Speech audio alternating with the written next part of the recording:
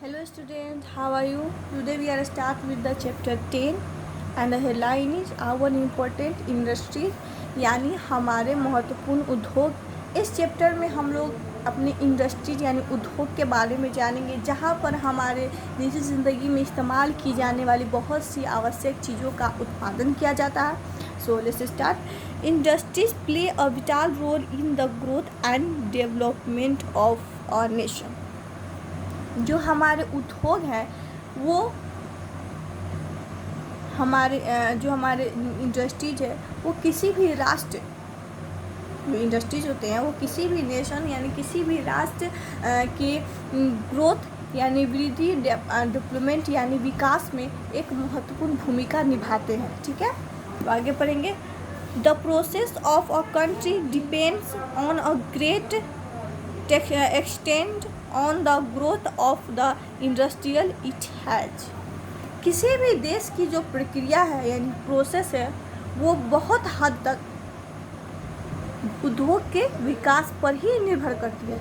अगर हमारे देश में इंडस्ट्रीज यानी उद्योग का विकास होगा, अच्छे पैमाने पर चीज़ें का उत्पादन किया जाएगा, उसकी बिक्री की जाएगी, सेल किया जाएगा, जिससे हमारे देश की आर्थिक स्थिति भी सुधरेगी और हमारे देश में विकास होगा। इसीलिए कहा जाता है कि किसी भी देश की प्रक्रिया काफ़ी हद तक यानी जो देश में होने वाला जो प्रक्रिया यानी प्रोसेस है वो काफ़ी हद तक किस पर निर्भर करती है, उस देश में जो इंडस्ट्रीज स्थापित है, जो उद्योग स्थापित है उसके विकास पर निर्भर करती है। ठीक है, अब आगे पढ़ेंगे। द बेसिक मटेरियल्स यहाँ से ना industry is the place where raw materials are converted into useful finished good. उद्योग वह जगह है यानी वह स्थान है जहाँ पर रॉ मटेरियल को बदला जाता है हमारे यूजफुल यानी उपयोगी इस्तेमाल की जाने वाली चीज़ों में। ठीक है, पहले कच्चे माल इंडस्ट्रीज में जाते हैं, हमारे उद्योग में जाते हैं, उसके बाद उसे सामग्री में चेंज किया जाए, कन्वर्ट किया जाता है ताकि उसे हम लोग इस्तेमाल कर सकें।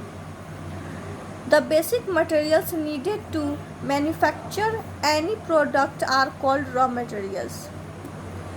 जो किसी भी चीज़ के उत्पादन के लिए जो ज़रूरी यानी आवश्यक जो मटेरियल्स होते हैं यानी बुनियादी जो मटेरियल्स होते हैं उन्हें हम लोग क्या कहते हैं, रॉ मटेरियल्स कहते हैं। ठीक है, किसी भी चीज़ के उत्पादन के लिए जो बुनियादी मटेरियल्स या मतलब बेसिक मटेरियल्स होते हैं जिसकी ज़रूरत हमें किसी भी चीज़ के उत्पाद करने के लिए पड़ती है तो उसे हम लोग क्या कहते हैं, रॉ मटेरियल्स यानी कच्चे माल कहते हैं। अब आगे पढ़ेंगे। Agriculture products like cotton and sugar cane are used in textile and sugar industry. Agriculture products यानी जो हमारे कृषक उत्पाद है जैसे कि कॉटन और शुगर कैन ईख, ये जो दो हमारे एग्रीकल्चर प्रोडक्ट्स हैं उसका इस्तेमाल टेक्सटाइल और शुगर इंडस्ट्रीज में किया जाता है। टेक्सटाइल इंडस्ट्रीज है जिसमें हम लोग जिसमें कपड़ों की बुनाई की जाती है, वहाँ पे कॉटन का यूज किया जाता है। एंड शुगर इंडस्ट्रीज यानी गन्ने के जो उद्योग है जहाँ पर चीनी या मीठा जो होता है उसका उत्पाद किया जाता है, उसमें हम लोग किसका यूज करते हैं, शुगर कैन यानी गन्ना का यूज करते हैं। इन दोनों चीज़ों का यूज टेक्सटाइल एंड शुगर का इंडस्ट्री में किया जाता है। अब आगे पढ़ेंगे। Minerals like iron, bauxite, limestone and coal are used or raw materials in industries that produce steel, aluminum, fertilizer, paper, cement etc।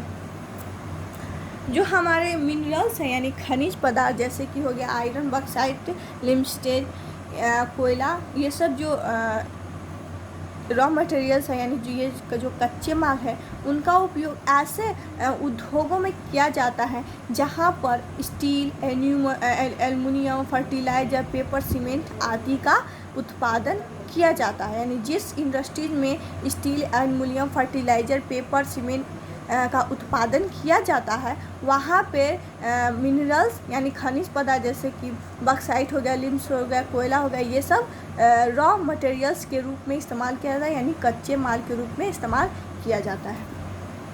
अब आगे पढ़ेंगे factors that decide the location and industries, यानी वह कारण जो यह तय करता है कि इंडस्ट्रीज यानी हमारे उद्योग कहाँ पर सेटअप किए जाएंगे यानी स्थापित किए जाएंगे।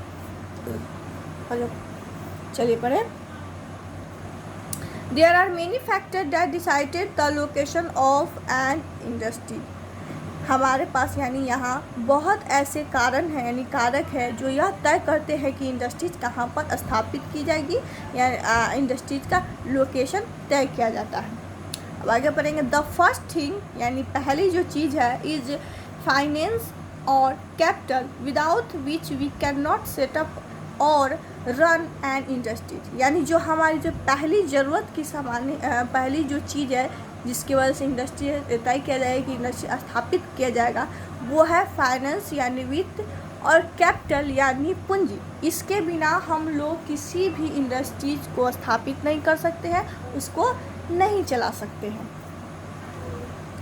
ठीक है, अब आगे पढ़ेंगे industries are set up on the basis of availability of raw materials in area. ये तो पहली चीज़ें थी जो हमारे इंडस्ट्रीज को स्थापित करने का लोकेशन तय करती है, यानी जो ज़रूरत की सामान है जैसे कि फाइनेंस एंड कैपिटल एंड उसके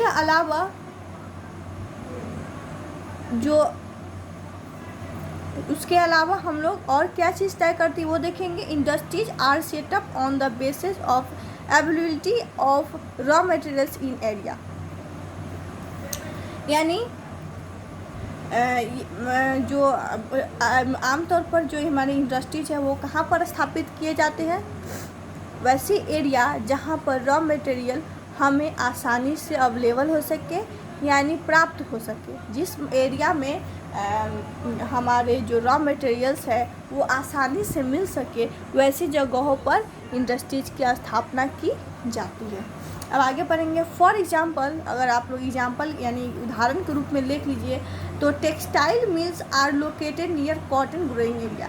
जो टेक्सटाइल हमारे इंडस्ट्रीज है वो कहाँ पर स्थापित किए जाते हैं, जहाँ पर कॉटन की खेती की जाती है। जिस एरिया में कॉटन की खेती की जाती है वहाँ पर ही हमें टेक्सटाइल्स मिल देखने को मिलते हैं, क्योंकि टेक्सटाइल मिल का रॉ मटेरियल क्या है, कॉटन। और जिस एरिया में कॉटन आसानी से मिल जाए यानी जहाँ पर कॉटन की खेती की जाती है वहीं पर टेक्सटाइल मिल्स स्थापित किया जाता है। अब आगे पढ़ेंगे sugar industries are set up where sugar is grown on a large scale. उसी तरह जो शुगर इंडस्ट्रीज है यानी जो गन्ने का जो उद्योग है वो भी ऐसे जगहों पर स्थापित किया जाता है जहाँ पर गन्ने की खेती बहुत बड़े पैमाने पर किया जाता है ताकि वहाँ से उन्हें गन्ने आसानी से मिल सके रॉ मटेरियल के रूप में। अब आगे पढ़ेंगे most industries need power for running machinery. बहुत सारी जो उद्योग है उसको बहुत सारी ऐसी उद्योग है जिसको चलने के लिए पावर यानी बिजली की ज़रूरत पड़ती है। Hence power is an important factor. इस कारण हम लोग बिजली को भी एक महत्वपूर्ण फैक्टर यानी कारक बोल सकते हैं, यानी जो बिजली है वो भी एक महत्वपूर्ण कारक है। ठीक है, transport and communication are also important aspects as raw materials have to be brought to the industries and finished good have to be carried to the markets.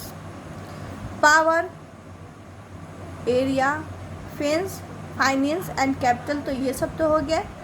अब इसके अलावा ट्रांसपोर्ट एंड कम्युनिकेशन ये दोनों भी एक महत्वपूर्ण कारक है इंडस्ट्रीज के लिए, क्योंकि यही दोनों कारण से ट्रांसपोर्ट यानी जो परिवहन या कम्युनिकेशन यानी संचार, इन दोनों चीज़ों से ही हमारे रॉ मटेरियल्स को उद्योग तक लाया जाता है और जो वहाँ पे जो सामग्री उद्योग में तैयार होती है उसे मार्केट तक पहुँचाया जाता है। यानी ये दोनों भी हमारी एक इम्पोर्टेंट फैक्टर है, एक महत्वपूर्ण कारक है इंडस्ट्रीज के लिए।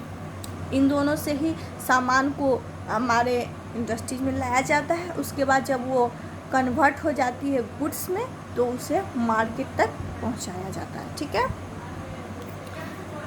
अब आगे पढ़ेंगे हम लोग। Some industries also depend on water and suitable climate to produce their goods. कुछ जो इंडस्ट्रीज है वो पानी एंड सुटेबल क्लाइमेट यानी उपयुक्त जो वायु है उस पर निर्भर करते हैं अपने सामानों को उत्पादित करने के लिए।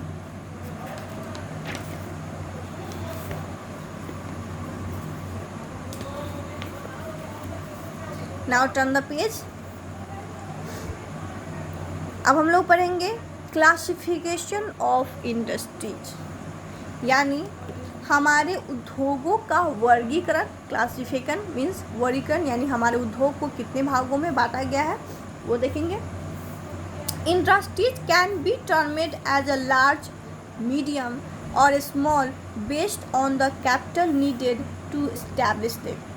किसी भी उद्योग को जो उद्योग है उसे स्थापित करने के बाद हम लोग उसके जो कैपिटल की नीडेड यानी जो पूंजी की जो आवश्यकता है उसके आधार पर छोटा, बड़ा और मध्यम वर्ग में बांट सकते हैं। ठीक है, आगे पढ़ेंगे। A large scale industries require more investment, many people and heavy machinery to manufacture the products. जो हमारे बड़े पैमाने की जो इंडस्ट्रीज है यानी जो उद्योग है उसमें अधिक मात्रा में इन्वेस्टमेंट यानी निवेश, बहुत सारे लोग एंड हेवी यानी भारी मशीनों की ज़रूरत पड़ती है अपने उद्योग को अपने उत्पाद को उत्पादित करने के लिए। क्योंकि बहुत बड़े जब इंडस्ट्रीज बड़ा होगा तो उसमें बहुत बड़े पैमाने पर वस्तुओं को उत्पादन किया जाएगा, जिसके लिए उसे हैवी मशीन की ज़रूरत पड़ेगी, बहुत सारे पैसों की ज़रूरत पड़ेगी, इन्वेस्टमेंट की ज़रूरत पड़ेगी और लोगों की भी बहुत सारी ज़रूरत पड़ेगी, तभी वो जाकर बहुत बड़े पैमाने पर सामानों का उत्पादन कर सकेगा।